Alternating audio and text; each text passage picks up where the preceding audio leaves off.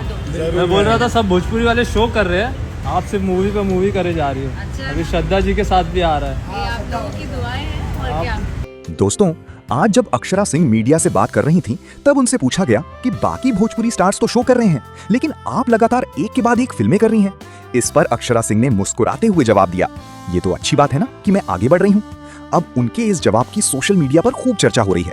तो दोस्तों, आपको क्या लगता है, अक्षरा सिंह ने सही जवाब दिया या नहीं? अपनी राय कमेंट में जरूर बताइए। भर भर के अपना प्यार दो। मैं बोल रहा था सब भोजपुरी वाले शो कर रहे हैं, आप सिर्फ मूवी पे मूवी करे जा रही हो। अच्छा। अभी श्रद्धा जी के साथ भी आ रहा है। ये आप लोगों की दुआएं हैं और आप- क्या, है ना। आपका कर्म का ये है। देर आए दुरुस्त आए। चलो अच्छा। Thank you universe, thank you Mahadev. अभी Thank you very much. Shraddha ji वाले में भी तोड़ना है, धमाकेदार। यस फोटो ले लो, फोटो नहीं हुआ। फोटो ले ले, अच्छे से फोटो ले। तेरे को भी लेना है।